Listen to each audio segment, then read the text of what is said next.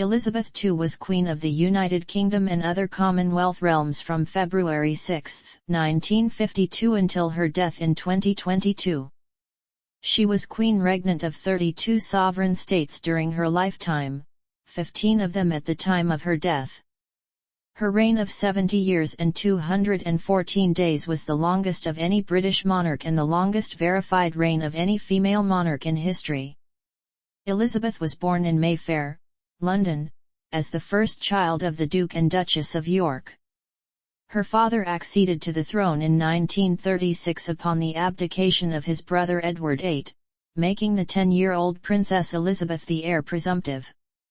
She was educated privately at home and began to undertake public duties during the Second World War, serving in the Auxiliary Territorial Service. In November 1947, she married Philip Mountbatten, a former prince of Greece and Denmark, and their marriage lasted 73 years until his death in 2021. They had 4 children: Charles, Anne, Andrew, and Edward. When her father died in February 1952, Elizabeth, then 25 years old, became Queen of 7 independent Commonwealth countries: the United Kingdom, Canada, Australia, New Zealand, South Africa, Pakistan, and Ceylon, as well as head of the Commonwealth. Elizabeth reigned as a constitutional monarch through major political changes such as the Troubles in Northern Ireland, devolution in the United Kingdom, the decolonization of Africa, and the United Kingdom's accession to the European Communities and withdrawal from the European Union. The number of her realms varied over time as territories gained independence and some realms became republics. As Queen, Elizabeth was served by more than 170 prime ministers across her realms. Her many historic visits and meetings included state visits to China in 1986, to Russia in 1994, and to the Republic of Ireland in 2011, and meetings with 5 popes. Significant events included Elizabeth's coronation in 1953 and the celebrations of her silver, golden, diamond, and platinum jubilees in 1977, 2002, 2012, and 2022, respectively. Although she faced occasional Republican sentiment and media criticism of her family, particularly after the breakdowns of her children's marriages, her annus horribilis in 1992, and the death in 1997 of her former daughter-in-law Diana, Princess of Wales, support for the monarchy in the United Kingdom remained consistently high throughout her lifetime, as did her personal popularity. Elizabeth died in 2022 at Balmoral Castle in Aberdeenshire, at the age of 96, and was succeeded by her eldest son, Charles III. Her state funeral was the first to be held in the United Kingdom since that of Winston Churchill in 1965. Current realms. There are currently 15 Commonwealth realms scattered across 3 continents, with a combined area of 18.7 million km2 and a population of more than 150 million, of which all but about 2.5 million live in the 6 most populous: the United Kingdom, Canada, Australia, Papua New Guinea, New Zealand, and Jamaica. Relationship of the realms. The Commonwealth realms are sovereign states. They are united only in their voluntary connection with the institution of the monarchy, the succession, and the king himself. The person of the sovereign and the crown were said in 1936 to be the most important and vital link between the dominions. Political scientist Peter Boyce called this grouping of countries associated in this manner an achievement without parallel in the history of international relations or constitutional law. Terms such as personal union, a form of personal union, and shared monarchy, among others, have all been advanced as definitions since the beginning of the Commonwealth itself, though there has been no agreement on which term is most accurate. Under the Balfour Declaration of 1926, dominions were proclaimed as considered equal in status, in no way subordinate one to another in any aspect of their domestic or external affairs, though united by a common allegiance to the crown and the monarch is equally, officially, and explicitly of separate, autonomous realms. Andrew Mickey wrote in 1952 that Elizabeth II embodies in her own person many monarchies. She is Queen of Great Britain, but she is equally Queen of Canada, Australia, New Zealand, Pakistan, South Africa, and Ceylon. It is now possible for Elizabeth II to be, in practice as well as theory, equally Queen in all her realms. Still, Boyce holds the contrary opinion that the crowns of all the non-British realms are derivative, if not subordinate to the crown of the United Kingdom. Since each realm has the same person as its monarch, the diplomatic practice of exchanging ambassadors with letters of credence and recall from one head of state to another does not apply. Diplomatic relations between the Commonwealth realms are thus at a cabinet level only, and High Commissioners are exchanged between realms. A High Commissioner's full title will thus be High Commissioner for His Majesty's Government in. For certain ceremonies, the order of precedence for the realm's High Commissioners or national flags is set according to the chronological order of, first, when the country became a dominion, and then the date on which the country gained independence. Conflicts of interest have arisen from this relationship amongst independent states. Some have been minor diplomatic matters, such as the monarch expressing on the advice of one of his/her cabinets views that counter those of another of his/her cabinets. More serious issues have arisen with respect to armed conflict, where the monarch, as head of state of two different realms, may be simultaneously at war and at peace with a third country, or even at war with himself/herself as head of two hostile nations. The crown in the Commonwealth realms.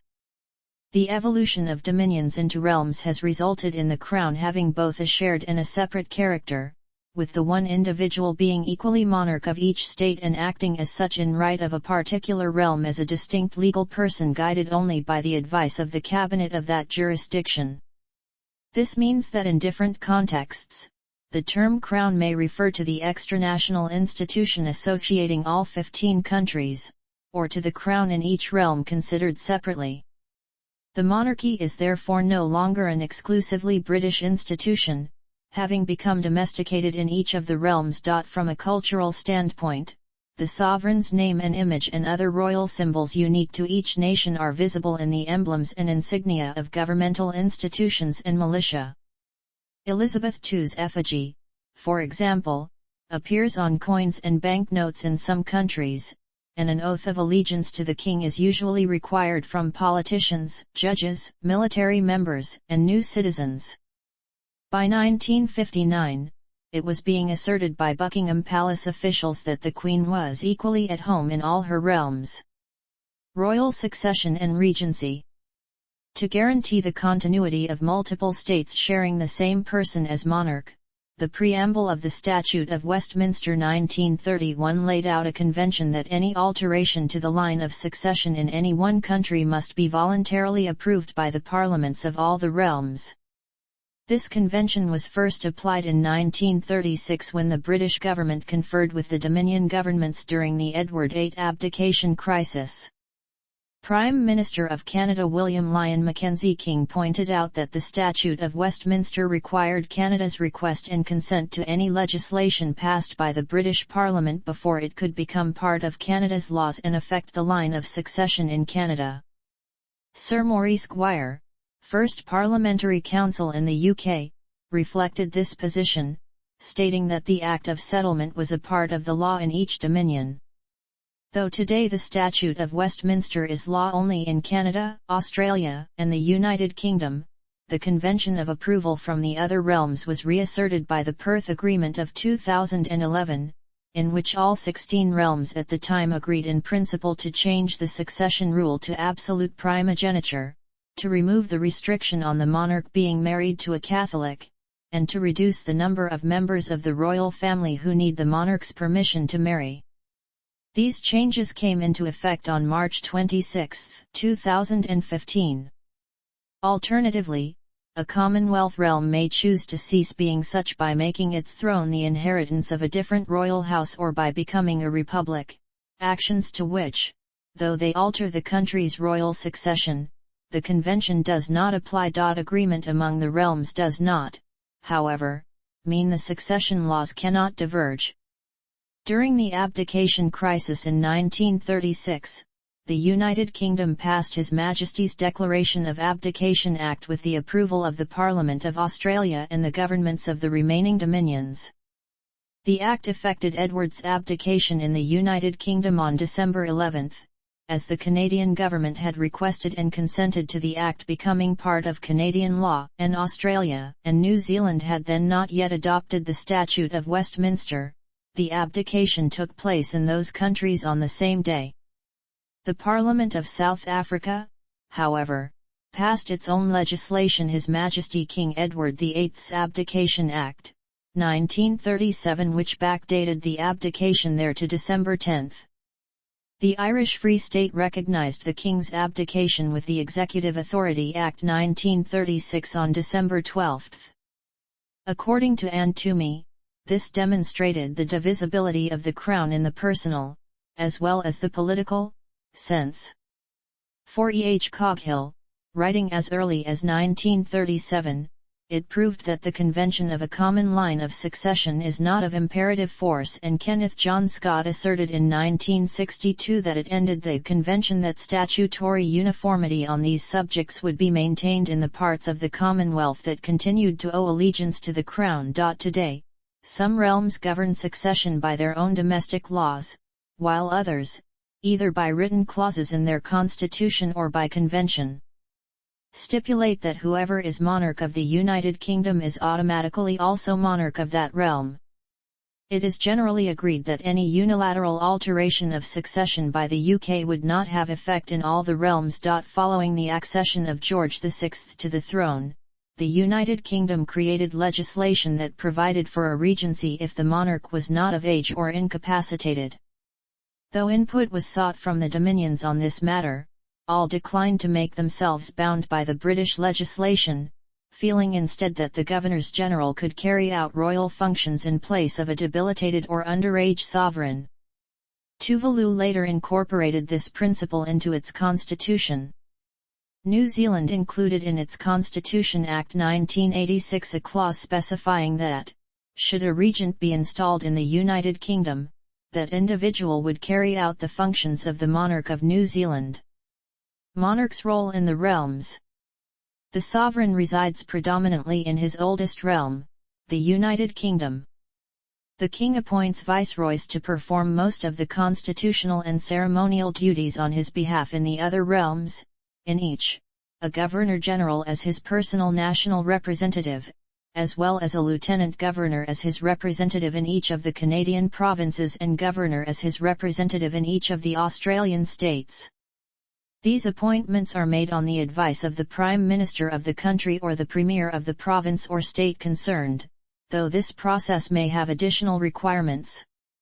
The extent to which specific additional powers are reserved exclusively for the monarch varies from realm to realm. On occasions of national importance, the king may be advised to perform in person his constitutional duties, such as granting royal assent or issuing a royal proclamation. Otherwise, all royal powers, including the royal prerogative, are carried out on behalf of the sovereign by the relevant viceroy, who, apart from those already mentioned, include a lieutenant governor in each province of Canada. In the United Kingdom, the king appoints councillors of state to perform his constitutional duties in his absence. Similarly, the monarch will perform ceremonial duties in the Commonwealth realms to mark historically significant events. Citizens in Commonwealth realms may request birthday or wedding anniversary messages to be sent from the sovereign. This is available for 100th, 105th, and beyond for birthdays, and 60th, 65th, 70th, and beyond for wedding anniversaries. Religious role of the monarch. It is solely in England that the king plays a role in organised religion, where he acts as the supreme governor of the Church of England and nominally appoints its bishops and archbishops. In Scotland, he swears an oath to uphold and protect the Church of Scotland and sends a Lord High Commissioner as his representative to meetings of the Church's General Assembly, when he is not personally in attendance. Flags.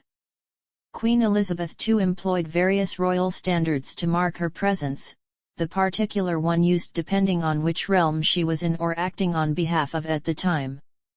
All are heraldic banners displaying the shield of the sovereign's coat of arms for that state and, save for those of the UK, are defaced in the centre with the device from the Queen's personal flag.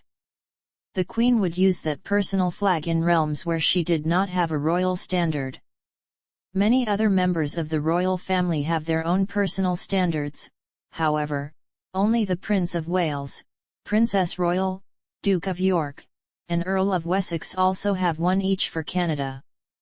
Those without their own standard use a specific ermine-bordered banner of either the British, Scottish, or, when in or acting on behalf of Canada, Canadian Royal Arms. The Governors-General throughout the Commonwealth realms also each use a personal flag, which, like that of the sovereign, passes to each successive occupant of the office. Most feature a lion passant atop a St. Edward's royal crown with the name of the country across a scroll underneath, all on a blue background. The two exceptions are those of, since 1981, Canada and, since 2008, New Zealand. The lieutenant governors of the Canadian provinces each have their own personal standards, as do the governors of the Australian states. Historical development. Dominions emerge.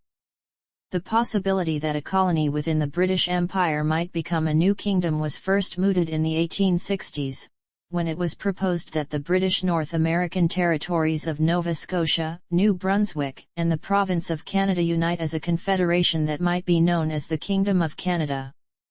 Although the Dominions were capable of governing themselves internally, they remained formally and substantively in regard to foreign policy and defence subject to British authority, wherein the Governor-General of each Dominion represented the British monarch in council reigning over these territories as a single imperial domain. It was held in some circles that the Crown was a monolithic element throughout all the monarch's territories. A.H. Lefroy wrote in 1918 that the Crown is to be considered as one and indivisible throughout the Empire, and cannot be severed into as many kingships as there are dominions, and self-governing colonies. This unitary model began to erode, however, when the dominions gained more international prominence as a result of their participation and sacrifice in the First World War. In 1919, Canadian Prime Minister Sir Robert Borden and South African Minister of Defence Jan Smuts demanded that, at the Versailles Conference, the Dominions be given full recognition as autonomous nations of an imperial commonwealth. As a result, although the King signed as High Contracting Party for the Empire as a whole, the Dominions were also separate signatories to the Treaty of Versailles. They also became, together with India, founding members of the League of Nations. In 1921 the Prime Minister of the United Kingdom, David Lloyd George, stated that the British Dominions have now been accepted fully into the community of nations. Interwar period. Balfour Declaration. Statute of Westminster. Fully sovereign dominions. Post-war evolution. Within 3 years following the end of the Second World War, India, Pakistan, and Ceylon became independent dominions within the Commonwealth. India would soon move to a republican form of government. Unlike the Republic of Ireland and Burma, however, there was no desire on the part of India to leave the Commonwealth, prompting a Commonwealth Conference and the London Declaration in April 1949, which entrenched the idea that republics be allowed in the Commonwealth so long as they recognized King George VI as head of the Commonwealth and the symbol of the free association of its independent member nations. Pakistan became a republic in 1956. As these constitutional developments were taking place, the Dominion and British governments became increasingly concerned with how to represent the more commonly accepted notion that there was no distinction between the sovereign's role in the United Kingdom and his or her position in any of the dominions. Thus, at the 1948 Prime Ministers' Conference the term Dominion was avoided in favour of Commonwealth country, to avoid the subordination implied by the older designation. From the accession of Elizabeth II, The Commonwealth's prime ministers discussed the matter of the new monarch's title, with Saint Laurent stating at the 1953 Commonwealth Prime Ministers' Conference that it was important to agree on a format that would emphasize the fact that the Queen is Queen of Canada, regardless of her sovereignty over other Commonwealth countries. The result was a new Royal Style and Titles Act being passed in each of the 7 realms then existing, which all identically gave formal recognition to the separateness and equality of the countries involved, and replaced the phrase British dominions beyond the seas with her other realms and territories, the latter using the word realm in place of dominion. Further, at her coronation, Elizabeth II's oath contained a provision requiring her to promise to govern according to the rules and customs of the realms, naming each one separately. The change in perspective was summed up by Patrick Gordon Walker's statement in the British House of Commons: "We in this country have to abandon any sense of property in the Crown. The Queen, now, clearly, explicitly and according to title, belongs equally to all her realms and to the Commonwealth as a whole." In the same period, Walker also suggested to the British Parliament that the Queen should annually spend an equal amount of time in each of her realms. Lord Altrincham, who in 1957 criticised Queen Elizabeth II for having a court that encompassed mostly Britain and not the Commonwealth as a whole, was in favour of the idea, but it did not attract wide support. Another thought raised was that viceregal appointments should become trans-Commonwealth. The Governor-General of Australia would be someone from South Africa, the Governor-General of Ceylon would come from New Zealand, and so on.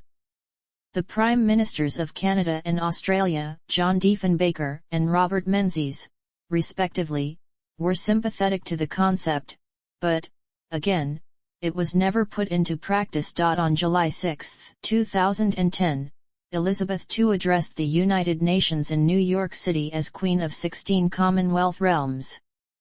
The following year, Portia Simpson Miller, the Prime Minister of Jamaica, spoke of a desire to make that country a republic, while Alex Salmond, the First Minister of Scotland and leader of the Scottish National Party, stated an independent Scotland would still share a monarchy with the UK, just as 16 other Commonwealth countries do now. Dennis Canavan, leader of Yes Scotland, disagreed and said a separate, post-independence referendum should be held on the matter. Following the Perth Agreement of 2011, the Commonwealth realms, in accordance with convention, together engaged in a process of amending the common line of succession according to each country's constitution, to ensure the order would continue to be identical in every realm. In legislative debates in the United Kingdom, the term Commonwealth realm was employed. Former realms and dominions. List of states. In addition to the states listed above, the Dominion of Newfoundland was a dominion when the Statute of Westminster 1931 was given royal assent but effectively lost that status in 1934, without ever having assented to the Statute of Westminster, and before the term Commonwealth realm ever came into use. Due to a domestic financial and political crisis, the Newfoundland legislature petitioned the UK to suspend Dominion status. The UK Parliament passed the Newfoundland Act 1933, and direct rule was implemented in 1934. Rather than reclaiming Dominion status after the Second World War, it became a province of Canada in 1949. Republican referendums. 6 Commonwealth realms and dominions have held referendums to consider whether they should become republics. As of January 2020, of the 8 referendums held, 3 have been successful, in Ghana, in South Africa and the second referendum in Gambia. Referendums that rejected the proposal were held in Australia, twice in Tuvalu, and in St. Vincent and the Grenadines. Interest in holding a second referendum was expressed in Australia in 2010. During the 2020 Jamaican general election, the People's National Party promised to hold a referendum on becoming a republic within 18 months if it won the election, and polls suggested that 55% of Jamaicans desired the country become a republic. However, the ruling Jamaica Labour Party, which had in 2016 promised a referendum but not carried one out, was re-elected. Barbados, which had been a Commonwealth realm for 55 years since it gained independence in 1966, became a republic by vote of Parliament in October 2021, effective on November 30, 2021. Some Barbadians criticized the government's decision not to hold a referendum on the issue as being undemocratic. In 2022, following the death of Elizabeth II and the accession of Charles III, the governments of Jamaica, the Bahamas, and Antigua and Barbuda announced their intentions to hold referendums. See also: British Overseas Territories, Commonwealth Family, Imperial Federation, List of sovereign states headed by Elizabeth II, Union of the Crowns. Notes.